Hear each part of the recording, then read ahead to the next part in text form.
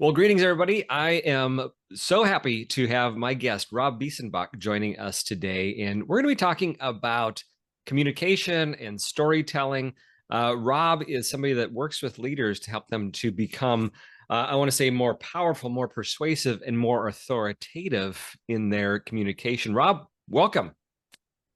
Thanks, Dean. Good to be here.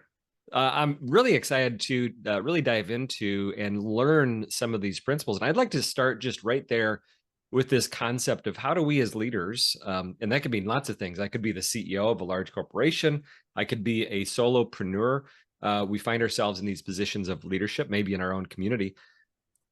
Walk me into this space of what kind of things that I might be facing, maybe even challenges that I'm running into, but not being as persuasive as I'd like to be. And what does it take to become a more compelling communicator as a leader? Just bring us into that world right out of the gate here. Yeah, I think it starts with sort of an old school approach to communication. It's me focused instead of audience focused. It lacks narrative. It might have a data dump, might be typical death by PowerPoint, not very engaging or interactive. And so what I do is I work with leaders who want to be more effective, more persuasive, more authoritative by helping them put down the PowerPoint, tell their story, and communicate like humans should. Mm. Well, okay, let's talk about that. How should humans communicate? Well, you should be yourself as much as and bring as much of yourself to your presentation, not just your personality and your passion. That's very important. Your stories, uh, but also just be willing to be open and generous and natural in how you share that information. Interesting. So, as you were sharing that kind of that genuineness, that being yourself, uh, I was thinking about the author of a lot of uh, well-known business books, such as Death by Meeting and those worlds, and his name is escaping me right now. Um, Mm, yeah. me too. Anyway, it'll come to me. But what stuck with me is his concept that as leaders, we need to bring this the vulnerability trust. And as you're talking about, sharing more authentically for a more compelling story, it sounds like there has to be an element of vulnerability if our audience is going to connect to us. Does that show up when you see the most compelling communicators in your clients? Yeah, and not just vulnerability. I think that term probably scares off some leaders, but emotion. And emotion doesn't mean, doing some kind of Oprah type confession and crying. It means exhibiting passion, excitement, empathy. Most communication is severely, traditional executive communication is lacking in empathy and interest in others. So that's really what I mean about humanity. And yeah, vulnerability, sure, be willing to show something of yourself that doesn't mean you're weak. It means you're strong. Mhm. So when you mentioned some of the things that are maybe lacking in the traditional approach to communication, it's me focused. So, what's the message I want to tell? It's not engaging, kind of dry, and there's no narrative. Walk me through what are some of the things that I should keep in mind as I'm structuring my message to improve the narrative. If Hmm. I'm a lay person here. I'm not studied in the world of theater and have the acting background that you have and the writing experience you have. What are some of the need to knows for me as the average leader around improving that narrative piece of it? Well, the heart of narrative is conflict, and traditional conflicts in business could be problem, solution, uh, opportunity, strategy, issue, approach. So every leader needs to step back, and too often we jump right into the stuff, the info, the data, the tactics, the features, when every presentation needs to step back and paint the big picture. What is the big problem that we're trying to tackle? What's the big opportunity awaiting us? What's the reward at the end of the rainbow? If you paint that picture, then you've got permission to go in and talk about how you're going to do it. It's really answering the why. Traditional journalism, who, what, when, where, why, how.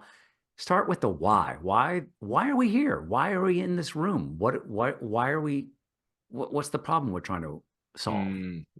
So that narrative structure, even in a very simple way, is thinking about, okay, where are we? Where do we want to go? And recognizing that it's that gap, it's that tension that's going to help bring the audience in and have some level of why should I care? To your point, that's a big part of the why. Exactly. Yeah. Why should I care? And obviously that message should be audience focused. So they actually do care. It's inevitable. I do a lot of speech coaching and I did a lot of speech writing before. When I sit down with an executive, we start to hash out a communication. They say, this is what I want to tell them, or this is what they need to know. And I always back up and say, before we talk about what you want, I want to know what they want. So we go through a series of questions about the audience. Who are they? What do they want? What's their mood? What are their sensitivities and all that? And what do you find then with that piece of coaching? Because that's really powerful coaching for an executive that might be very focused on the problem they're wanting to solve, but maybe haven't considered the audience. Um, uh, what's the results that you see of them making even that simple adjustment? Yeah, it's a really dramatic shift. I just did a workshop 2 days ago on the West Coast, and we talked about the want, because that's the big question you have to answer. What's your audience want? And you got a ladder. By that, I mean, every time you answer that question, well, what do they want? You say, so what? So what do they want? Information. So what? So they can learn. So what? So they can be more knowledgeable. So what? So they could do their job better. So what? So they can provide superior levels of customer service. So what? So our company can prosper. We all can prosper. The customer is happy. They can live a wonderful life. So just keep going bigger and bigger with what they really, what they want. I love the image of that ladder, right? So it gives me the step by step to bring the audience into each part of that journey Yeah. and keeping them engaged in it so that I don't leave them behind. Because I would imagine for some of your leaders that you're coaching and working on, they're so far ahead in what they're understanding about the issue, about the customer, whatever it is, that they might leave people back somewhere along the trail. Yeah. Yeah, I think so. And I think in a lot of cases, when we go up that hierarchy, some of the big wants that are usually identified are people want reassurance that you know what you're doing, that they can put their faith in you.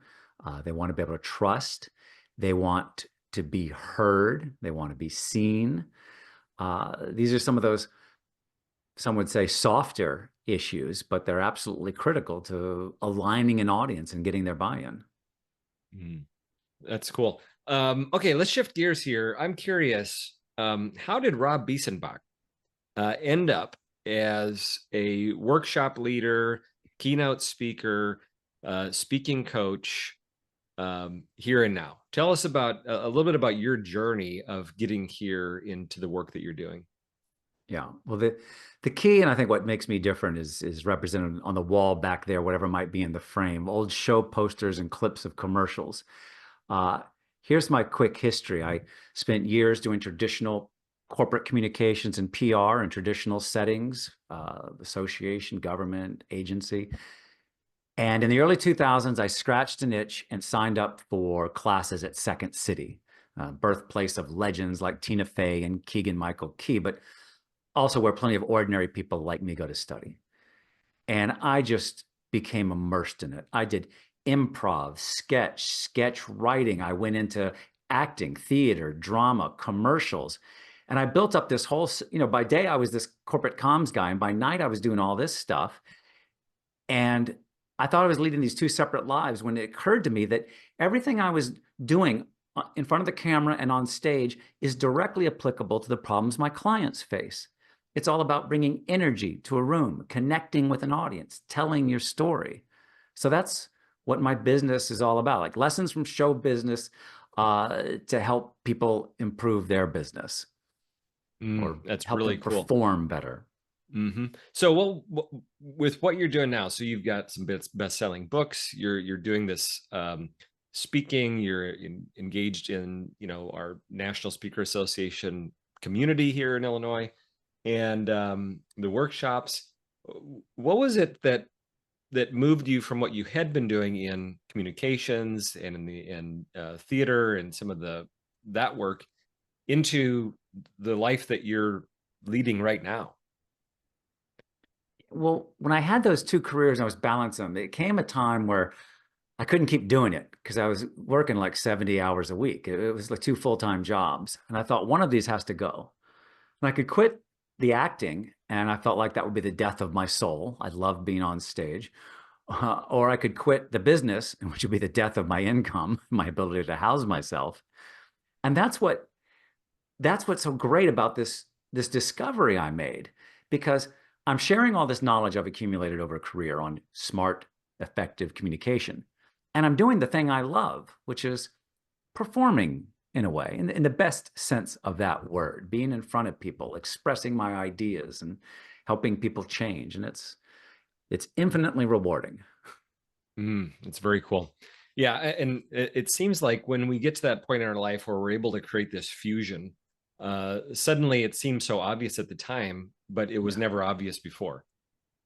Yeah. I mean, it is amazing. I have a belief that I tell people when I chart my path, everything, especially young people, everything you do has a purpose.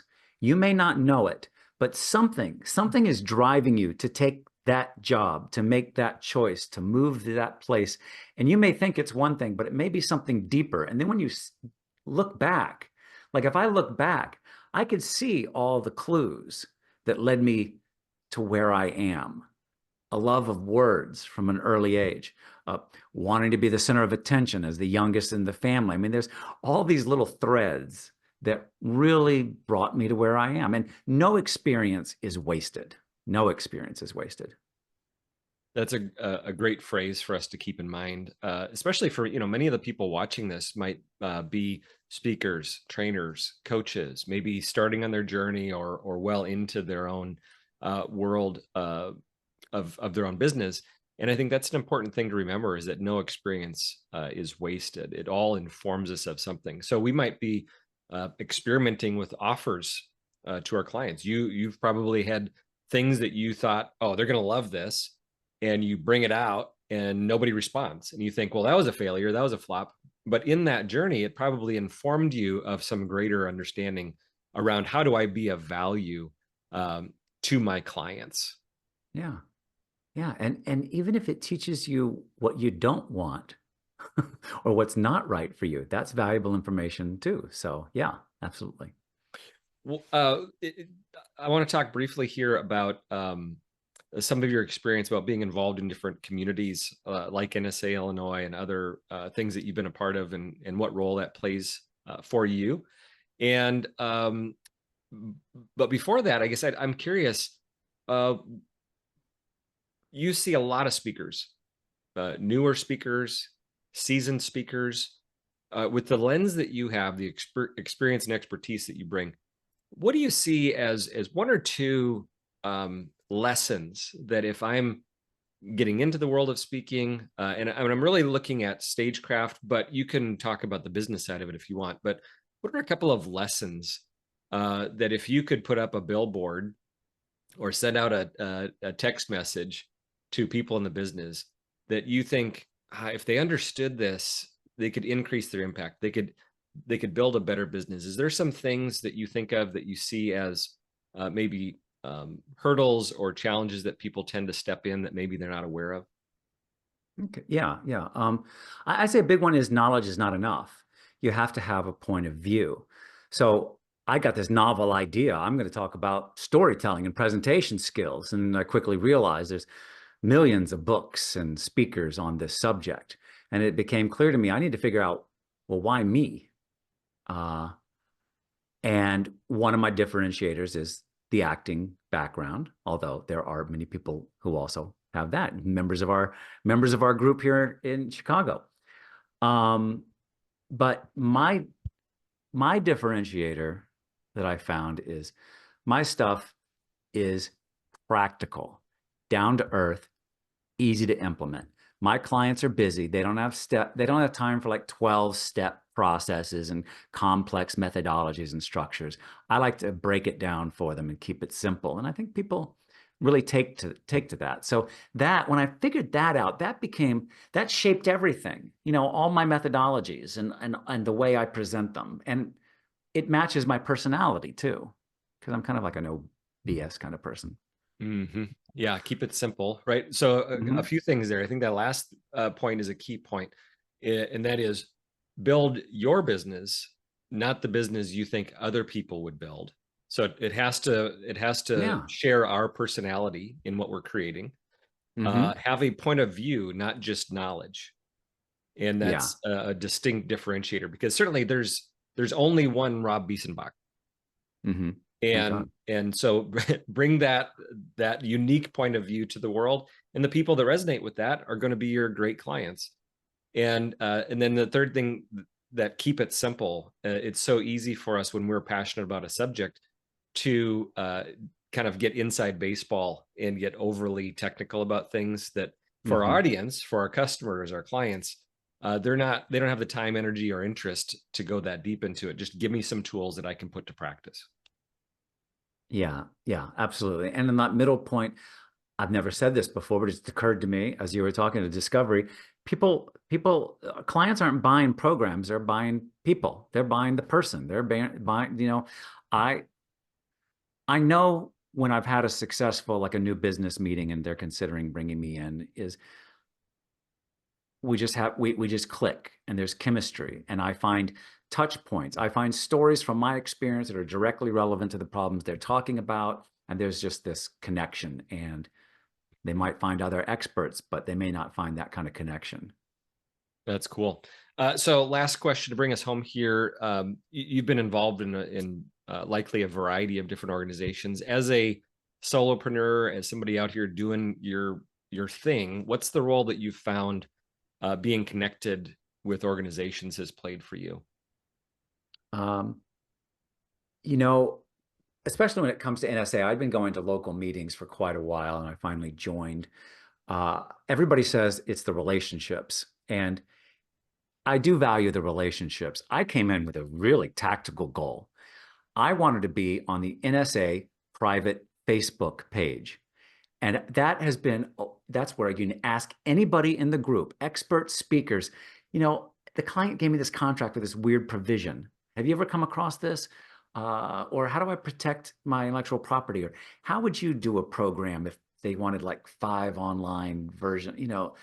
And it's just a wealth of information between that, and there's something called the vault. It's a vault of at the beginning of the pandemic, the vault saved me. It's all this collection of presentations by NSA members. And I learned a lot about how I could up my game with virtual presentations through the other experts that were there.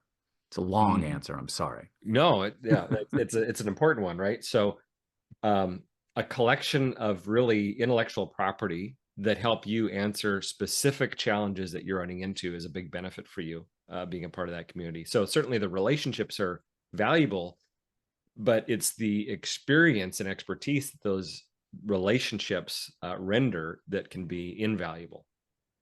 Yeah, because it's a lonely business. If you're in your business for yourself, you could ask friends, you could ask a spouse, but asking somebody who's really done exactly what you're doing, that's invaluable. Yeah.